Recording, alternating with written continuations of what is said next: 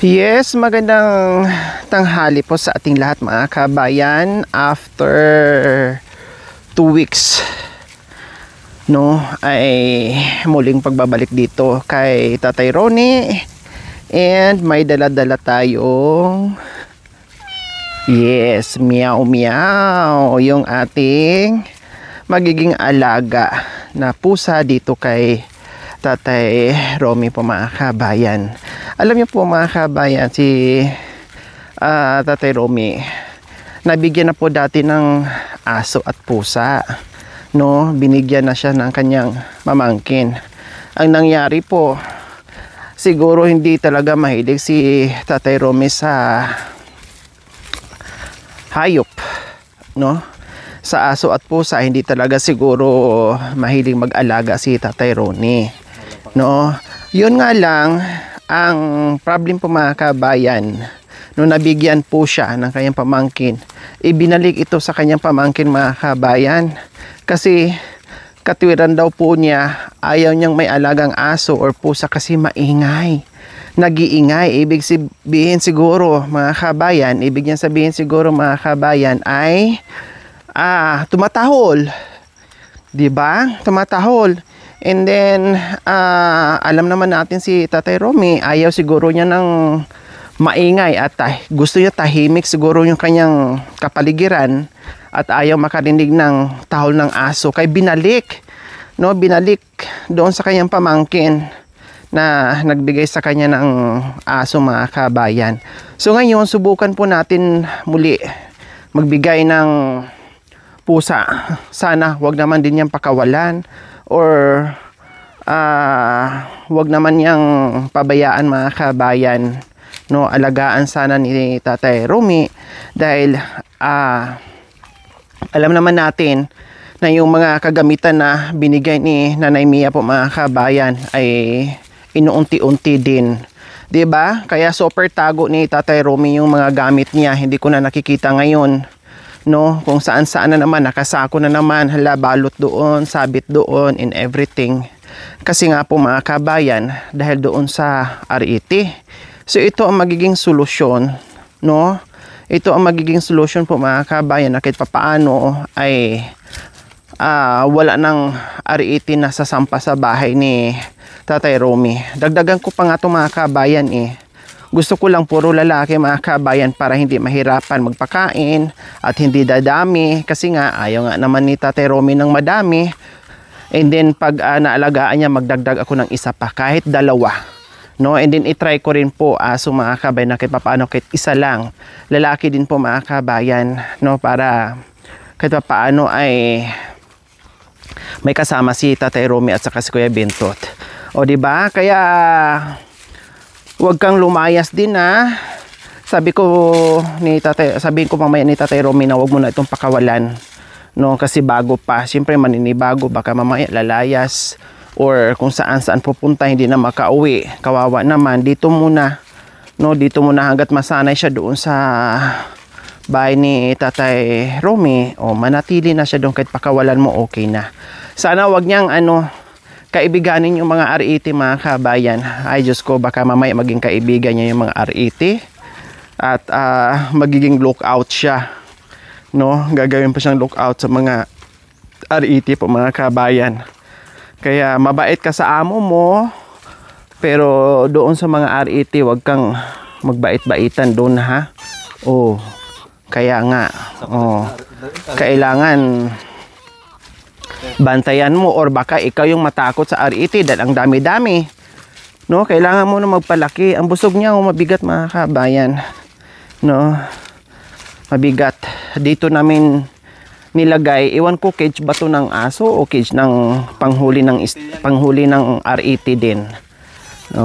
Malapit na tayo, kaya magpakabait ka sa amo mo, basta kumain ka ng kumain at habulin mo ng habulin, hulihin mo ng hulihin yung mga RET, dahil yung mga gamit doon ni tatay ay wala na, puro na butas-butas. Ang dami ng ningat-ngat niya. Diyos ko apo. Kaya ngayon lang tayo nagkaroon ng time na makapagbigay ng ano mga kabayan ng pusa. Yes, huwag na po kayo mag-alala sa akin. Ako ay malakas na at hinay-hinay lang po tayo ngayon mga kabayan, no? Hinay-hinay lang po tayo. Huwag mo nang masyadong umariba, no? Kumbaga, dahan-dahan muna. Mahirap yung mabigla. At dito muna tayo sa medyo easy-easy muna. Saka na lang tayo mag-extreme to the forest na naman kapag daramdam na natin na talagang bumalik na sa atin yung lakas. So alalay muna. So iyon, na-miss na natin si Tatay Ronnie and Kuya Bentot. No, kumusta kaya sila? At ano din kaya ang iniisip ng mga kabayan? Sa bagay, meron din silang iniisip na rin nila na natuluyan siguro. Kasi nung huling punta dito ay nagpapahilot sa akin. Masama ang pakiramdam. Siguro natuluyan, nagkasakit. Yun siguro din ang iniisip nila. No, dahil matagal-tagal. Almost 2 weeks din po mga kabayan ang pagbalik natin dito. Buti lang huling balik namin, may bigas sila. Tapos bukod sa may bigas sila, nadalhan pa namin ulit. No, kumbaga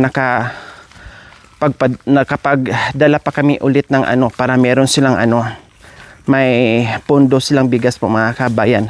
Wala namang problema sa pagkain kasi marami namang ulam. Ibig kong sabihin ulam, mga groceries. Nandoon naman, marami naman. May mga tuyo, noodles, spam, ano pa ba, no? Tsaka kumpleto naman sila sa mga grocery dahil nag-grocery kami. And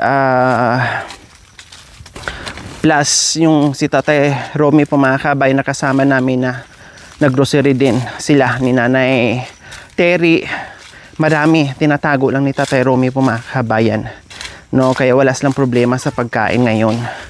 Kahit papaano, maraming grocery, hindi lang natin makikita dahil nakatabi yan kung saan-saan mga kabayan. Siya lang ang nakakaalam kung saan niya tinago. No, na-miss ko rin dito mga kabayan. No, dahil araw-araw halos nandito kami eh. So banayad lang aming paglalakad. Kaya walang pagod, walang hingal. Iwan ko mamaya kasi paahon tayo eh. Ngayon kasi pababa tayo. So titinan natin. Basta wag nating biglain. Dahan-dahan lang. Kahit yung paglalakad ko ngayon mga kambay, inday-inday na lakad. 'Di ba? Hindi yung mabilisan o puspusa yung paglalakad. Hindi po. Super dahan-dahan lang po talaga. O yan, nakita ko na muli. Na-miss ko na ang bahay ni Tatay Romy. At I'm sure na-miss nyo na rin po ang pagbisita po namin ulit dito.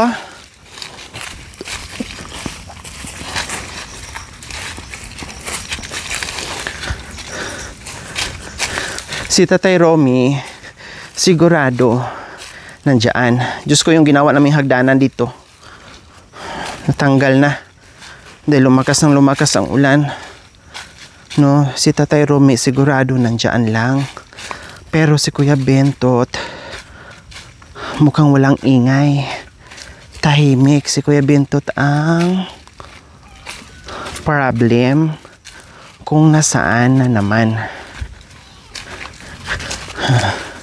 Tatanggapin kaya ito ni Tatay Romy itong ating regalo sa kanya ngayon. Magregalo tayo ng pusa. Hindi niya alam nandito tayo. Nakatalikod. Wow, bagong walis ang bahay. Malinis. Nagulat siya. Seryoso sa mukha. Bakit seryoso? Mukhang kagigising lang ah. Mukhang kagigising lang po mga kabayan.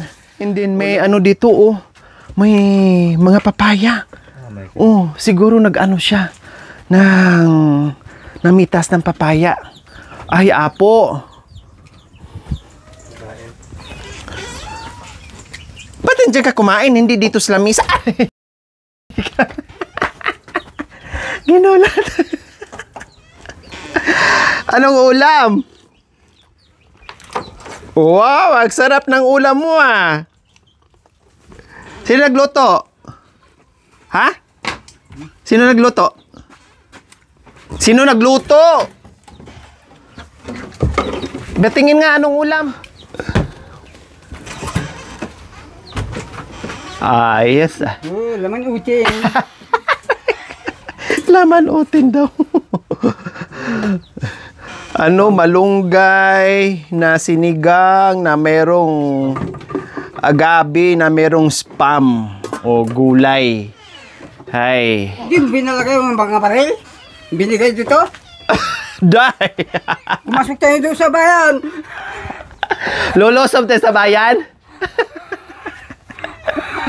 Lolosob na ka sa bayan. Aray ko. Kumusta ka? Kumusta? Kumusta ka? Asawa mo?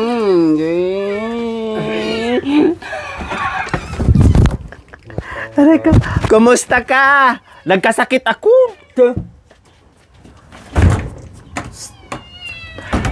linggo nagkasakit. Go man. Ito kang pusa ke. Pusa ko, pusa, alaga ko. Ikaw magbantay ha. Bantayan mo. Dagis. Sa dagis. Matay dagis. Para sa dagis. Ito, mauna isa ka pusa lampung. Manguhat. Manghuli. Alaga ako sa bahay, alaga ako. Pusa ako sa bahay. Ikaw muna ano ha? Manginis barak. Ha? Mangis barak. Barak, aso. Aso! Ginawa mo na mga aso. Huwag mong pakawalan dito ha. Diyan lang, bigyan mo pagkain. Ha? Ay, mama ko, nito. Hindi, huwag mong diyan lang yan, huwag mong alisin. Bigyan mo pagkain para hindi mamatay. Para hindi lalayas. Kailangan paamuhin mo na dito kasi kawawa. Pusa ko to, alaga ko. Lumayas siya. Hindi, wag mo buksan para hindi lalay. Lumayas siya, mga ito ninasawa.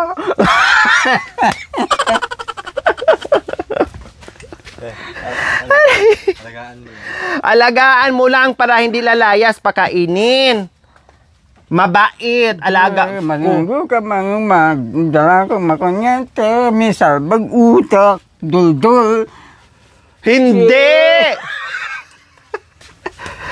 Hindi mabait yan. Mabait, alaga ko. Kumakain ka lang, misal bag-utak.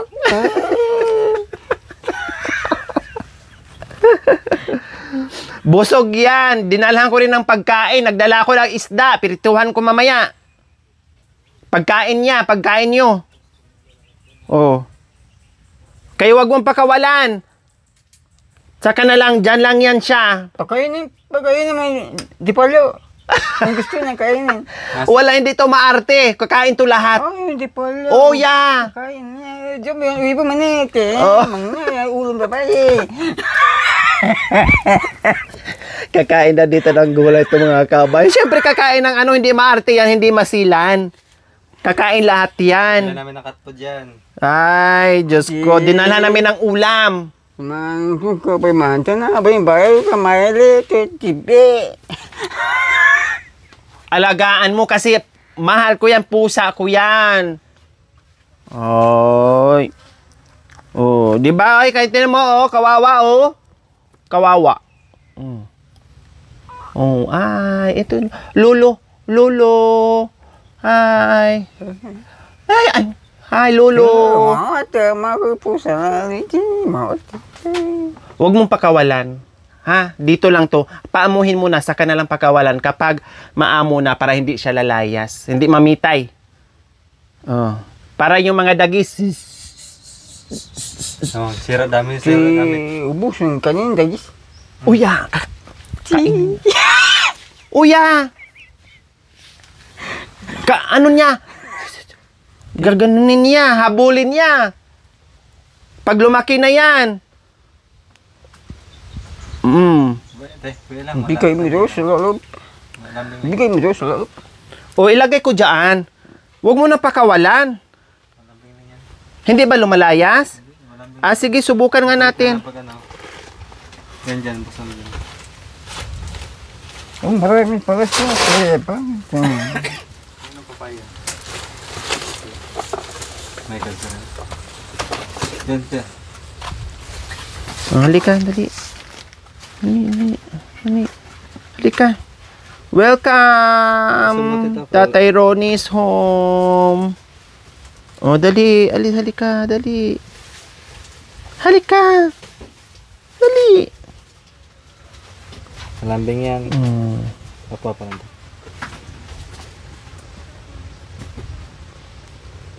Yan. Malambing. Oh. Oh. Oh, 'di ba masaya siya na nakalabas? Oh. Mahilo sa biyahe. Kailang may hilo pa sa biyahe. May ano pa na Jet lag. may jet lag pa. Mm. Pakainin para malalaki ka agad. Pakainin lang ng pakainin.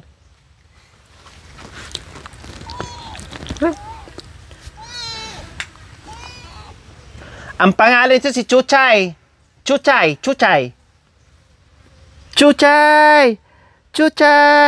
Oh. Pangalan? Anong pangalan? Pangalan, ano? Hindi ko alam. Chuchay. Ikaw. Chuchay. Hindi sir. Mga kapika-chibi. Dali ka dito. Oh, dito ka. Oh.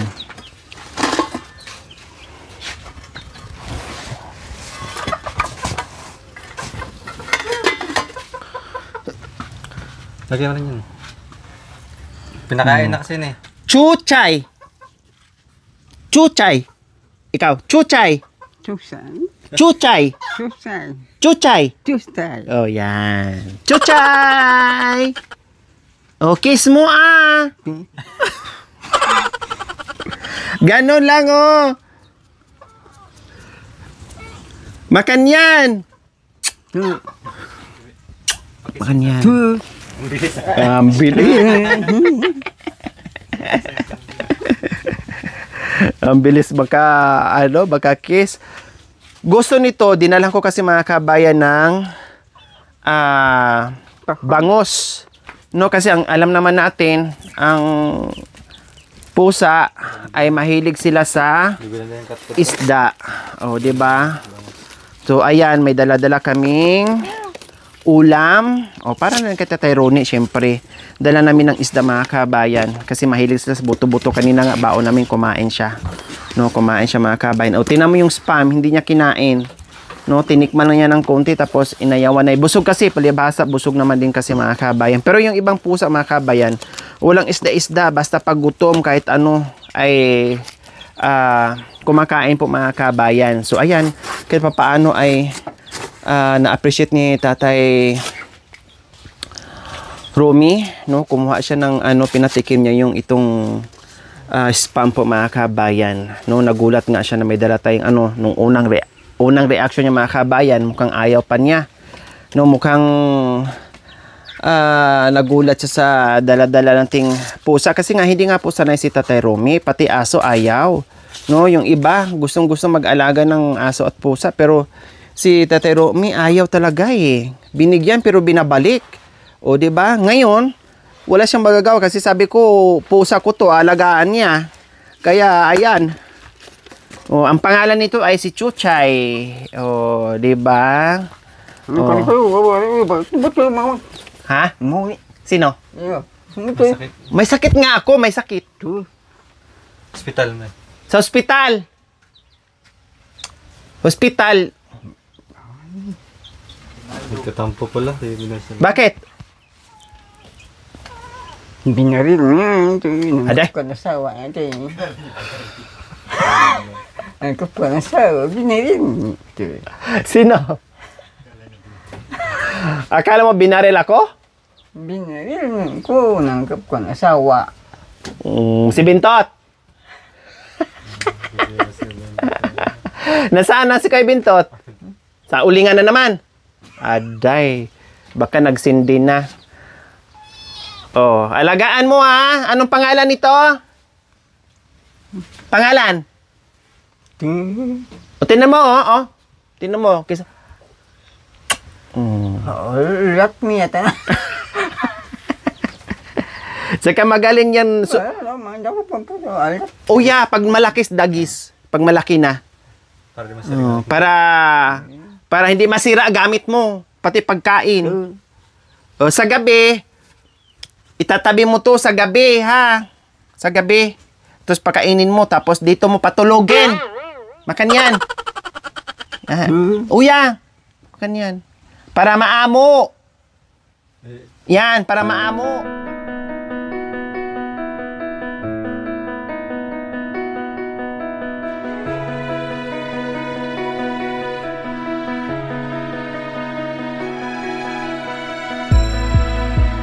Oh, ayan, na-appreciate din yung mga kabayan. Ganun mo lang para laging malambing. Huwag mo paluin ha, wag ha? Huwag mo paluin ganyan. No, no, no. Ganyan lang.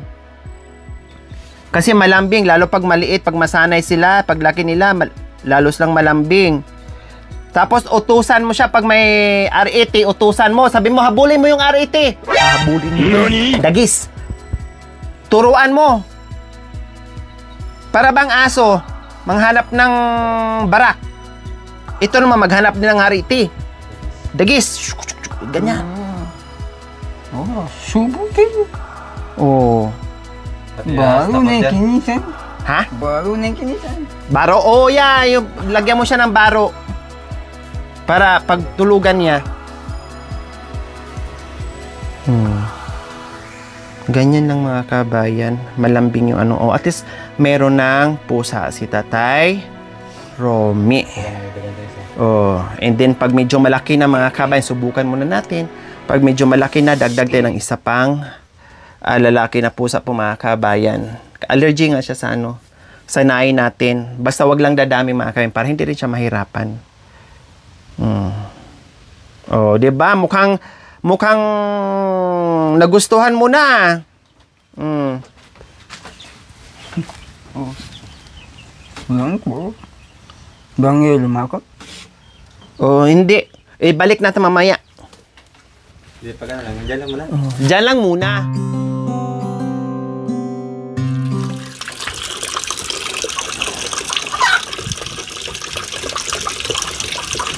So, ayan, bukod doon sa papaya, mga kabayan. Saan galing?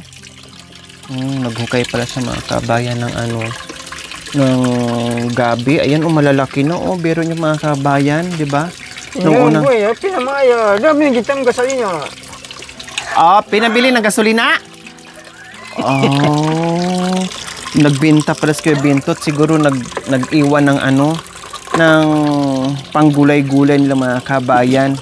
Naghukay pala si Kuya Bintot, naghukay pala silang dalawa mga kabayan. Bininta, pinabili ng gasolina kasi nga meron silang chainsaw. No, pero may dala-dala din kaming gasolina mga kabayan kasi nga may gagawin kami.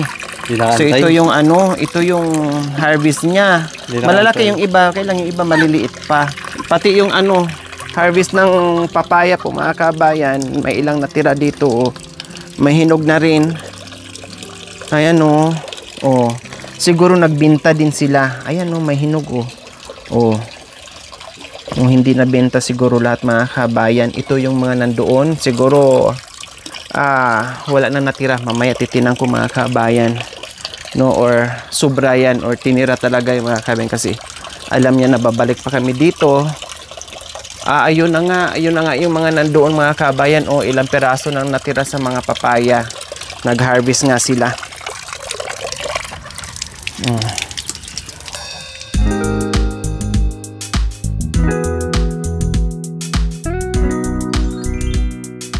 Thank you for watching. Don't forget to like, share, and subscribe.